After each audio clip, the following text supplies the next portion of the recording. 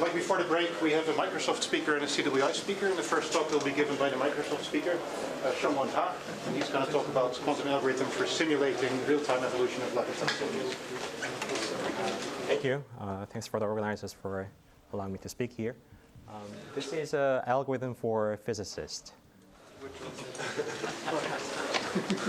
So, what's a Hamiltonian simulation? It's a well, I had to quote the Richard. Oh,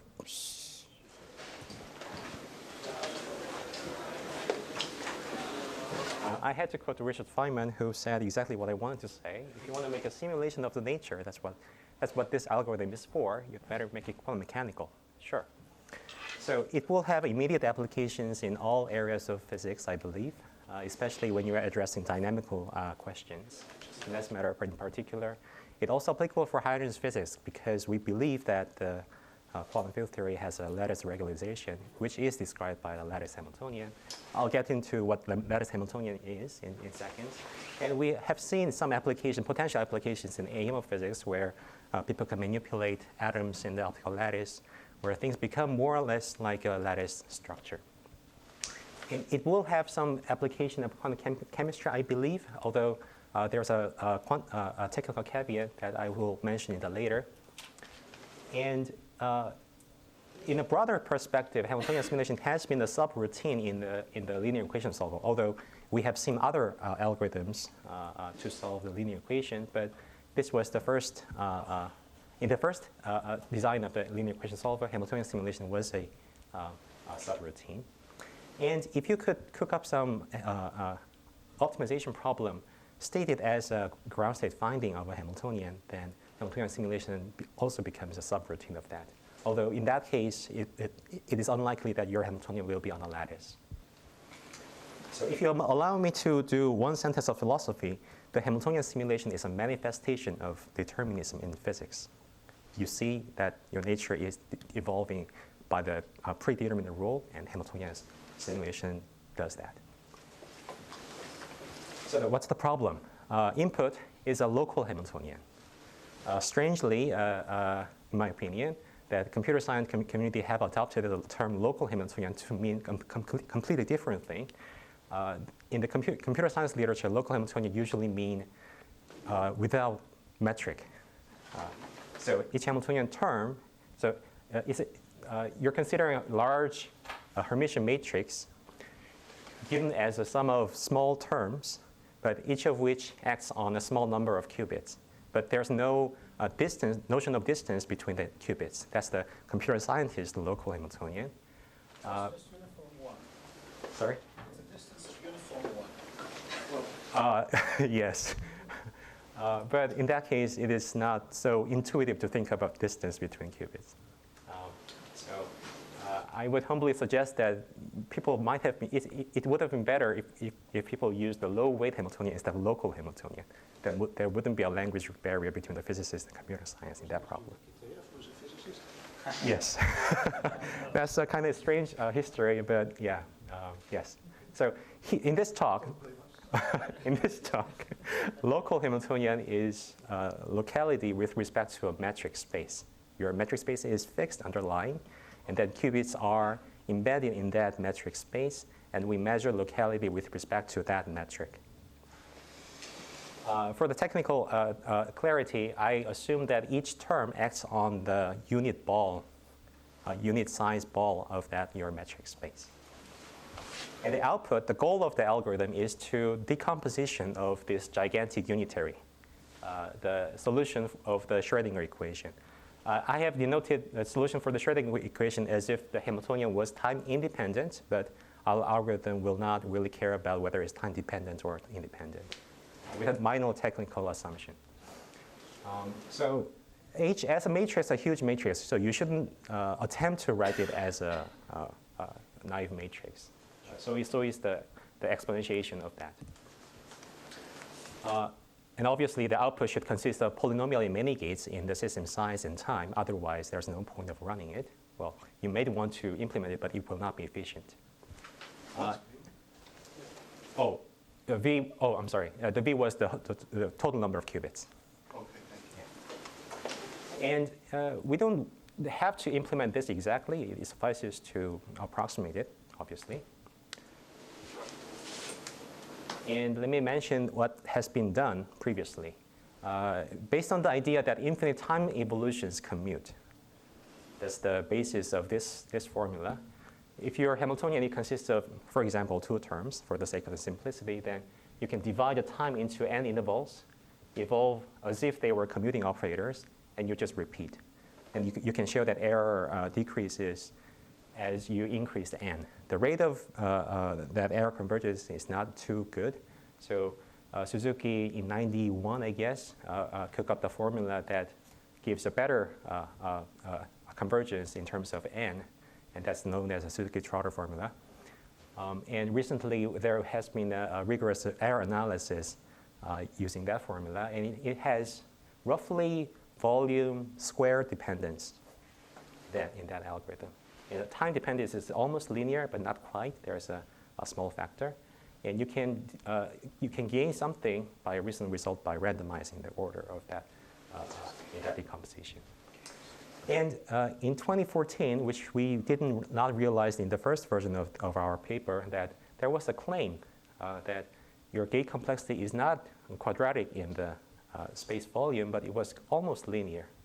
But we looked at the argument that it was 2 terse.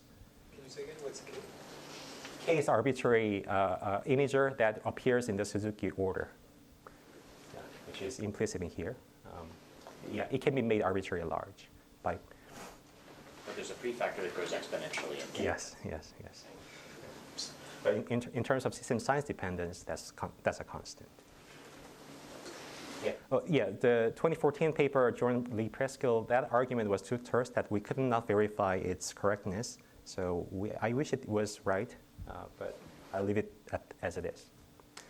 And for sparse Hermitian matrices, which is often called Hamiltonian, there's a Taylor series approach. The algorithm itself is an oracular algorithm, but if you get down to the very gate bottom line, the very down-to-earth gate count, then it also has a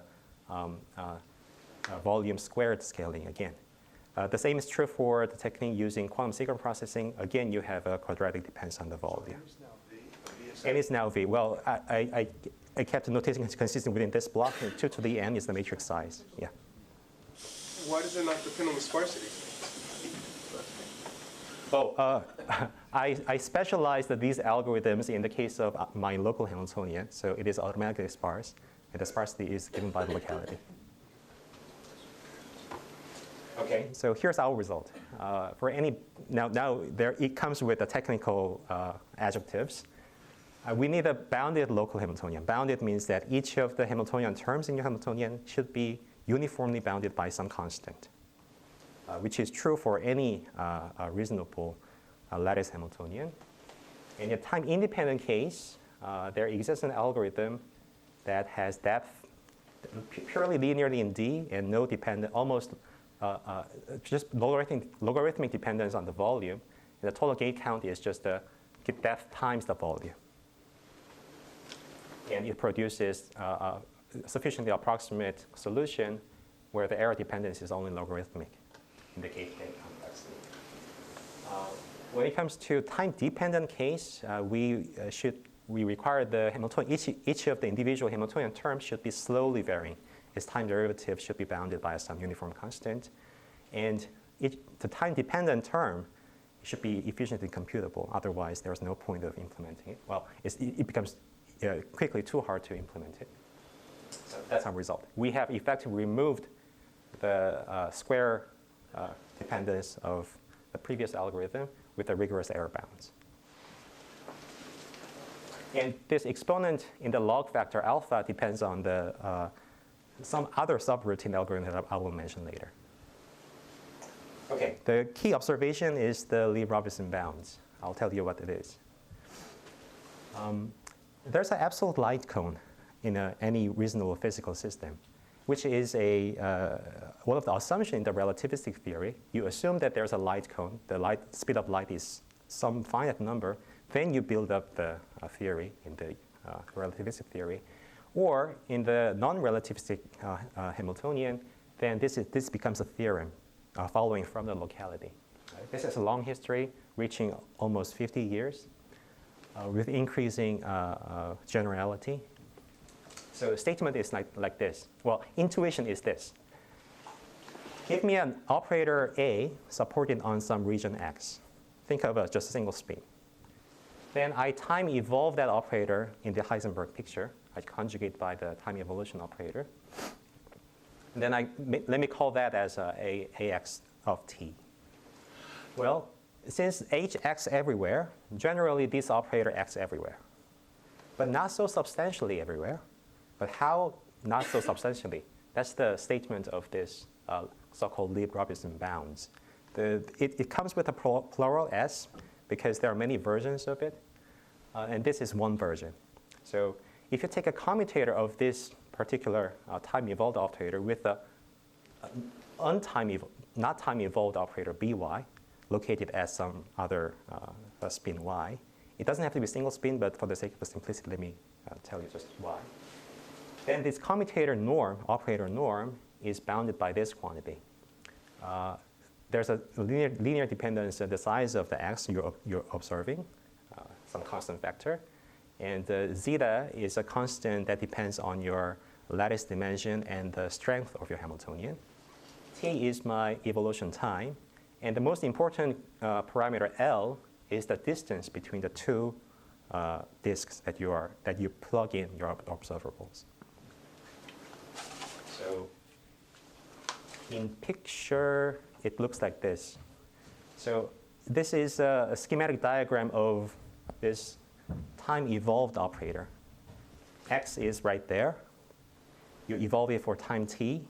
And then you want to measure how significant the operator is there at certain location. So you insert another observable b, and you compute the commutator and look at its operator norm.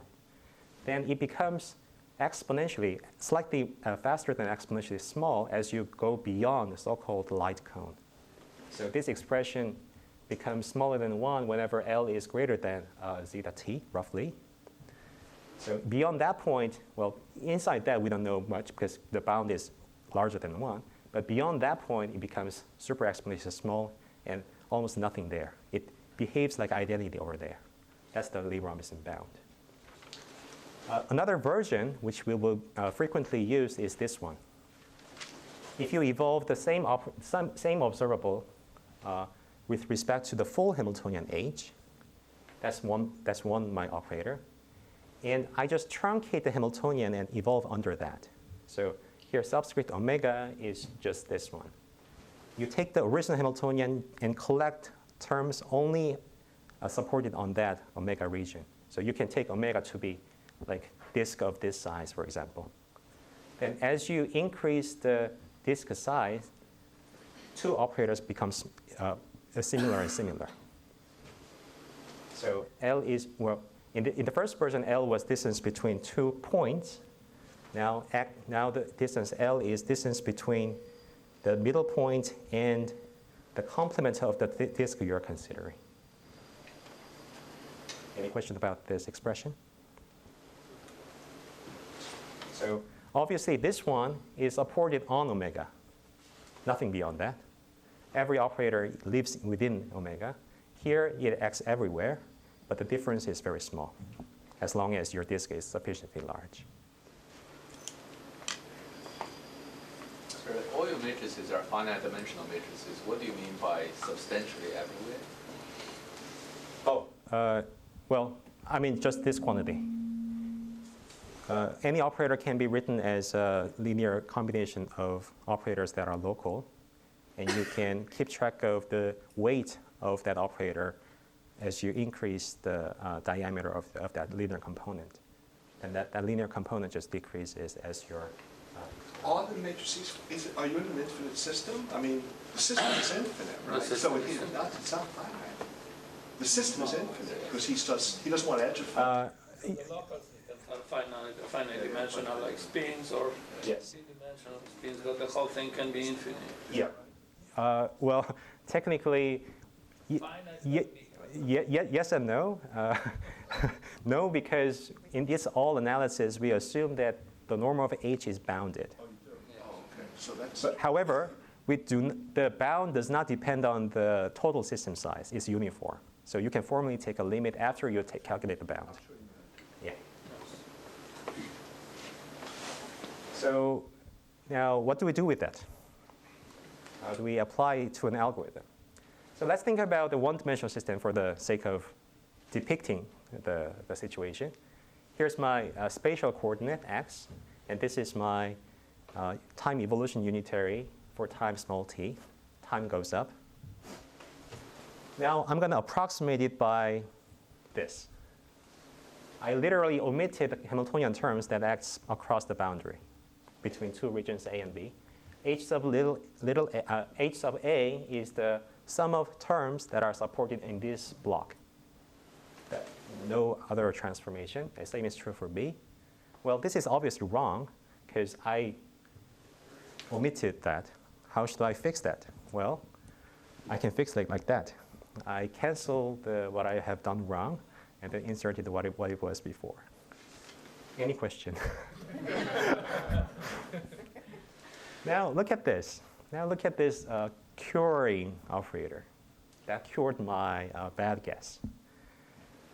Let me take a time derivative of that. What's this? It is, just matrix manipulation.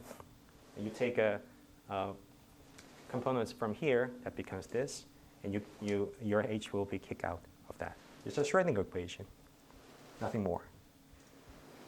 Now I insert another resolution of identity. So this is indeed equality here. Now look at this part. This is a Hermitian operator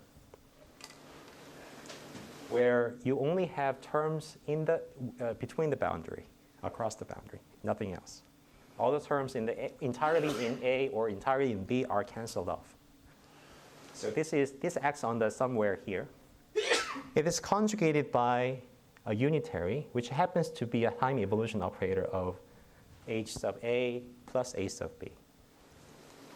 So it's a local operator evolved by local Hamiltonian for some time t. So we can apply our previous Lie-Robinson bound and conclude that this overall thing, the thing in the red box, is almost local.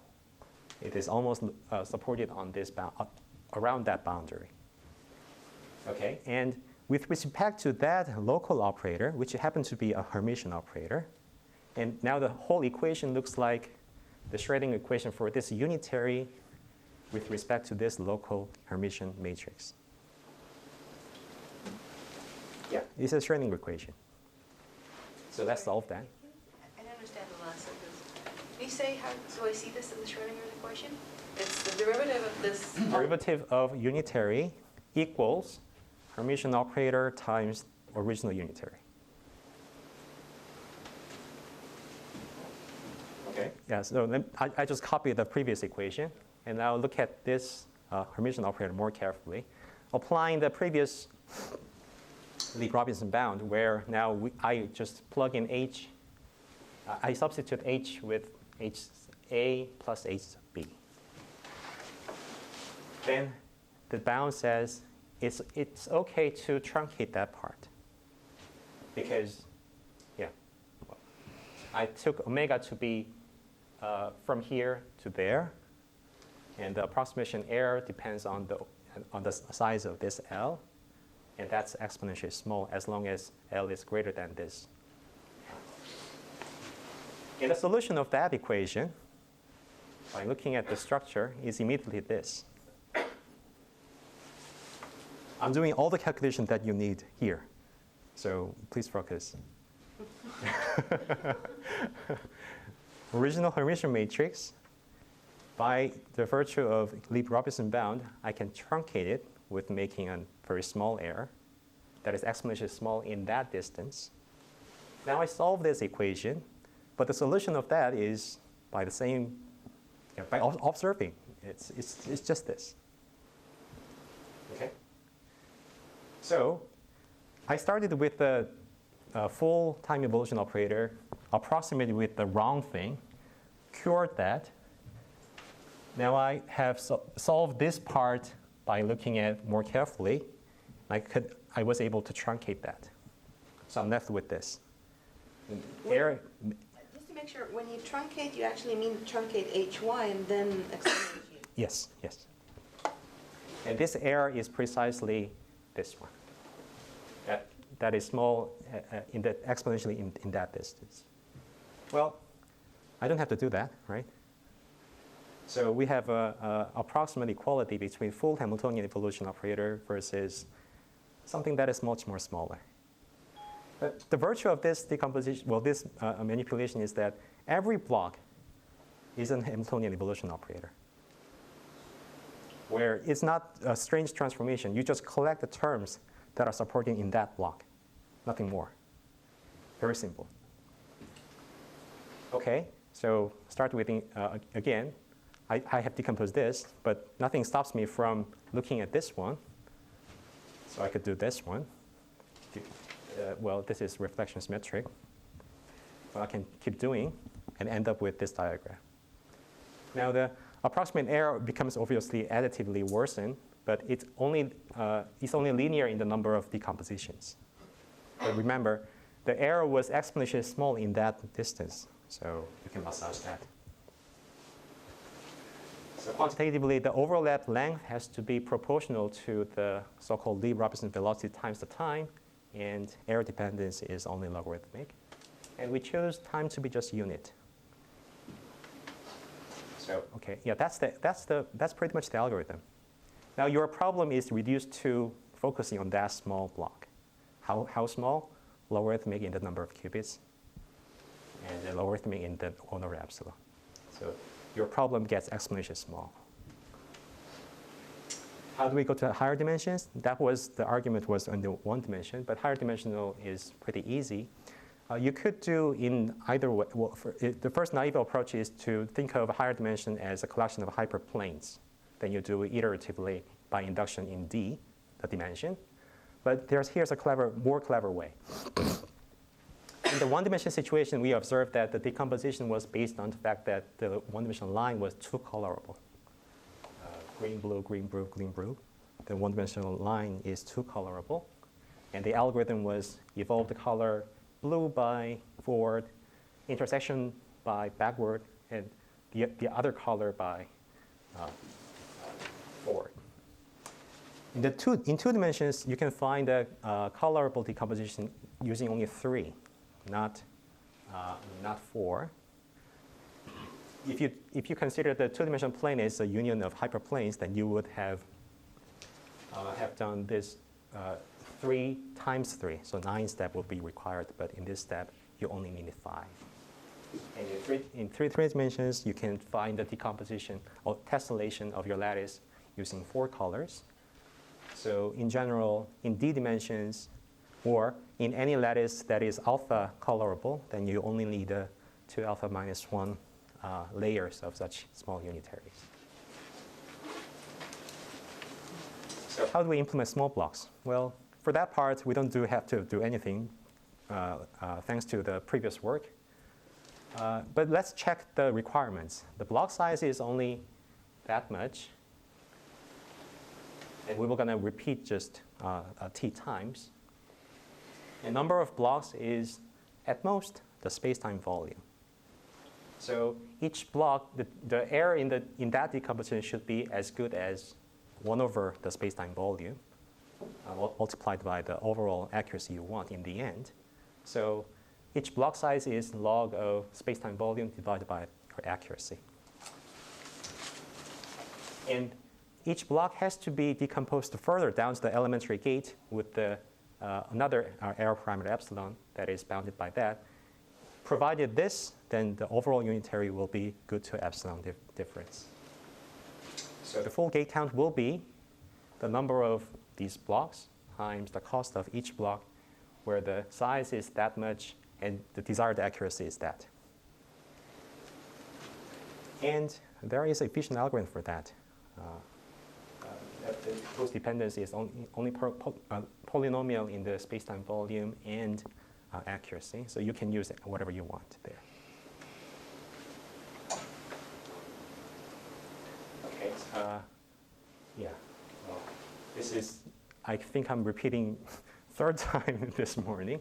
But for the sake of this completeness, let me just mention that any Hamiltonian can be written as linear commutative unitaries by expressing them as Pauli matrices. Or if your Hamiltonian is fermionic, then make it Jordan-Wegener transformation and represent them as Pauli again. I will mention the fermionic case later. There's some special subtlety. Then using the oblivious amplitude amplification or using signal processing, you can achieve exponential accuracy.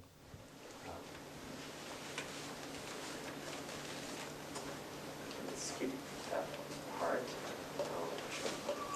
And we have done some numerics if it really has a small constant as well. And it turns out that, well, it's not so bad.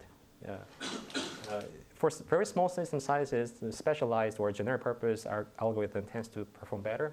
But at a modest system size like 100 spins, it asymptotically better ones wins out. The particular model was the Heisenberg model subject to random magnetic field.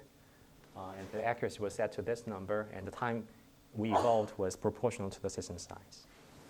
And you can do this gate count, very elementary gate count, using our development kit. It gives you the full decomposition into circuit level.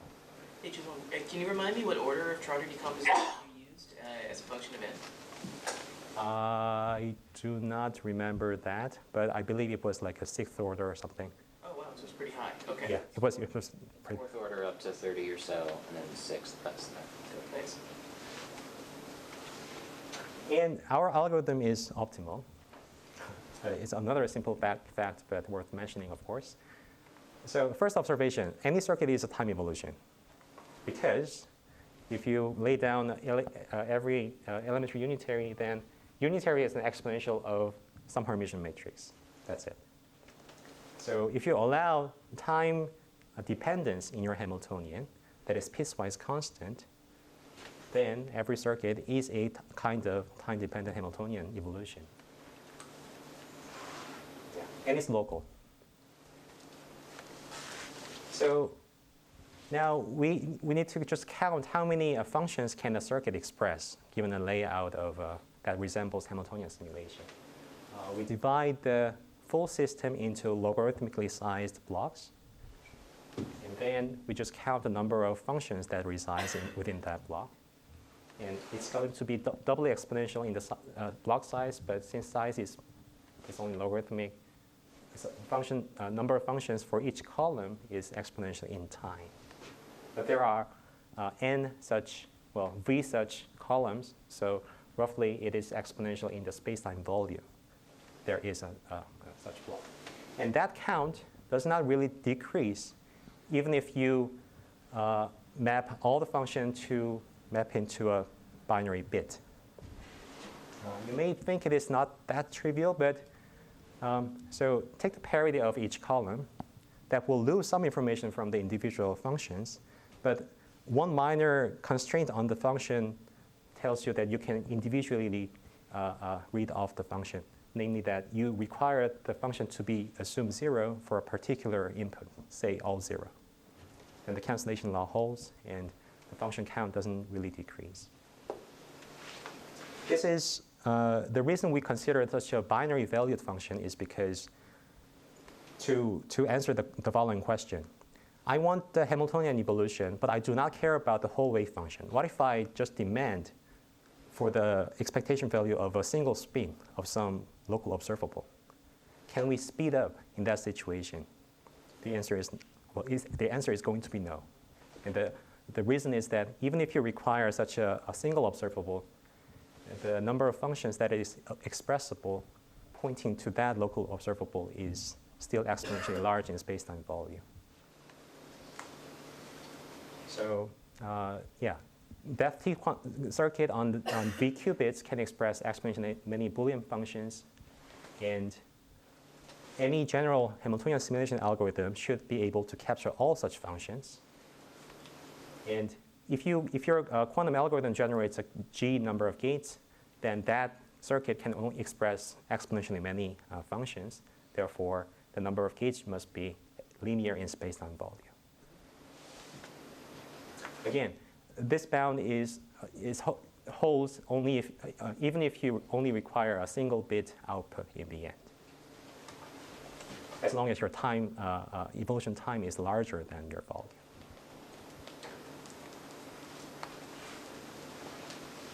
And in the endeavor to this work, we pushed the scope of Lie-Robinson bound a little bit further.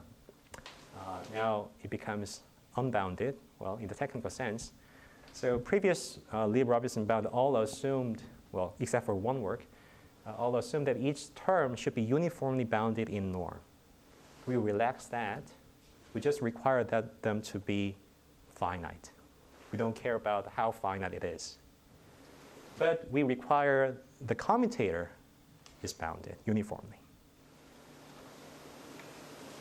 And the result is, under that assumption, without the uniform bound on the Hamiltonian norm, the interaction strength, the functional form is pretty much the same. You get the dependence on the commutator bound by a square root, but that's it. As long as this is finite, and the functional form on L is the same as before. Previous results in this setting assume that you had two types of terms that are translated to each other by your lattice.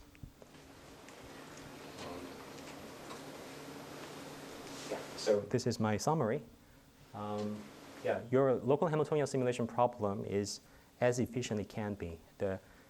Our quantum circuit has the same number of gate counts as your space-time volume would have.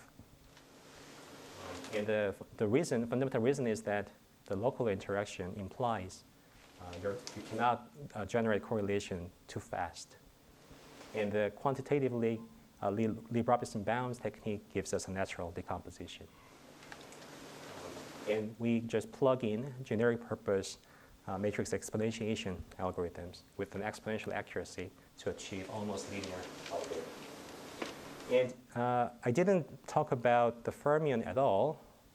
However, I should mention that it does cover the fermionic Hamiltonian system.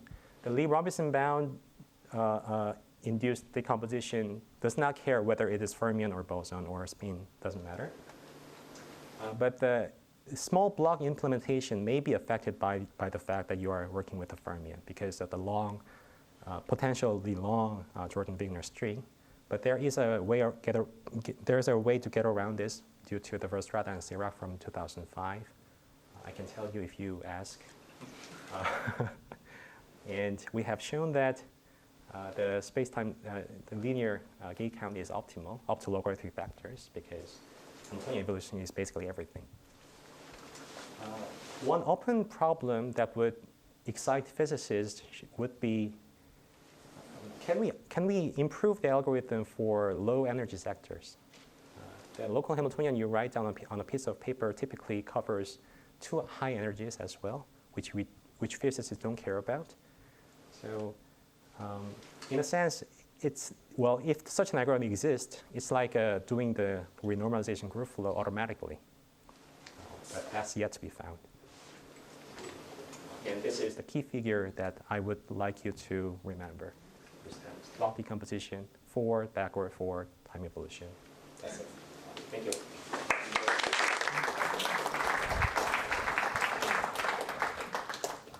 Questions? Yeah, can you explain more about what you said about doing the renormalization group thing? Well, it is a vague statement, but what's RG? It's so you are provided with a Hamiltonian that would describe very high energy as well as very low energy, but so that's what RG flow calculation does. You focus on the low energy sector, and you truncate your degrees of freedom so that transformation within that subspace only gets you in the low energy subspace, and you derive the effective Hamiltonian within that subspace. So you calculate, you're provided the big giant Hamiltonian, but you reduce the Hilbert space and compute another Hamiltonian that would approximate the original one. That is, and the approximation would validate only in the low energy sector. It's very hard to make it rigorously. There are a lot of heuristics that works amazingly well in practice. But Also for dynamics? also for dynamics. Yeah. Well, typical example is the quantum chemistry, for example. Yeah. We believe that the standard model describes physics, including quantum electronic dynamics and weak forces, strong forces, and so on. But it produces the Coulomb interaction at the low energy that we typically experience. And there, Hamiltonian is no more local. It's long-ranged in the sense that the potential decreases as 1 over r. That is absent in the standard model. So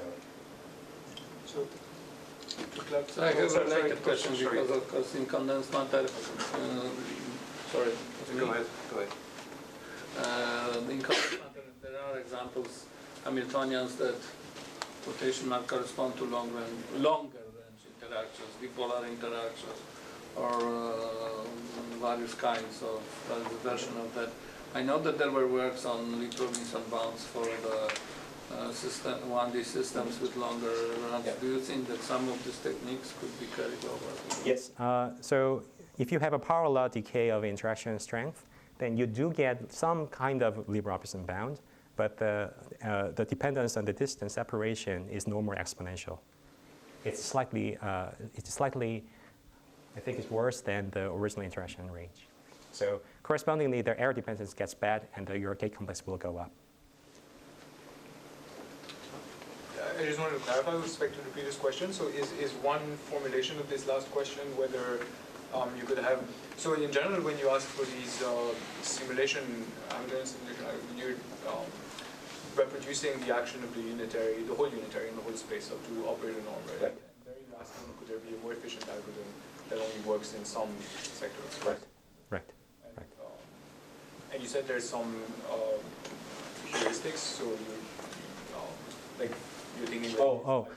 Yeah, physicists have done that calculation for a long time, but it often involves very heuristic cutting of infinities. Which calculation? But are these? RG. But those are classical calculations. No? They are calculation in a piece of paper, yes. But here you're asking for a quantum algorithm, right? Right. So can I rephrase this algorithm as doing interaction picture with carefully chosen A and B split, and then in the interaction picture, the Hamiltonian becomes local, and then you hierarchically do this for A and B. Yeah. My solution was in the interaction picture, yes.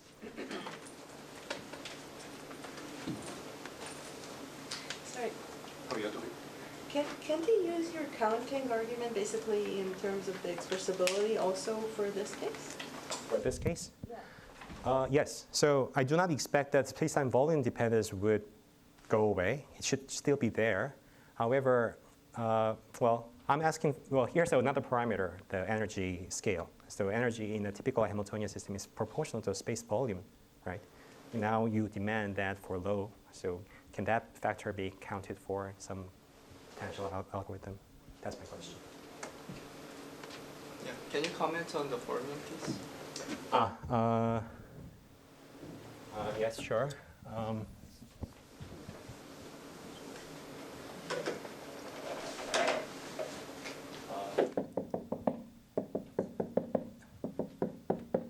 So one-dimensional fermion case is kind of degenerate, so there's no issue in that, because all your Jordan-Wigner string will cancel out. But in the two dimensions, you gotta order your fermions in some way. And one naive way is just this snake pattern. And imagine that you had an interaction term like this. CI, CJ, something like that. Then your Jordan-Wigner string will have something like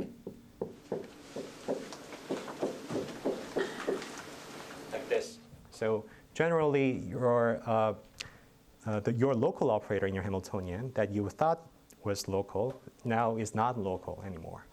And because these operators are overlapping with each other, so in the implementing small blocks, you can no longer do it simultaneously, and you have to do it separately. and it boosts up your depth by a factor of system size. We want to avoid that. How do we do that? For Strata and Sierra 2005, consider the following trick. Insert auxiliary fermion, say gamma 1, gamma 2. Well, you got to insert this auxiliary fermion on every side. And then, so if your Hamiltonian term was like something like this, you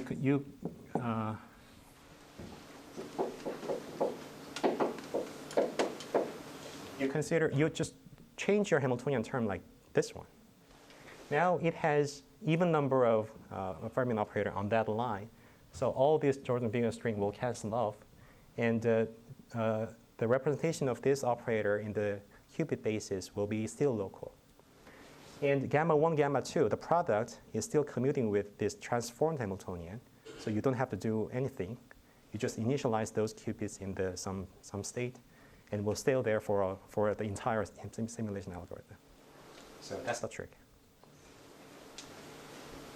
Okay, let's speak again.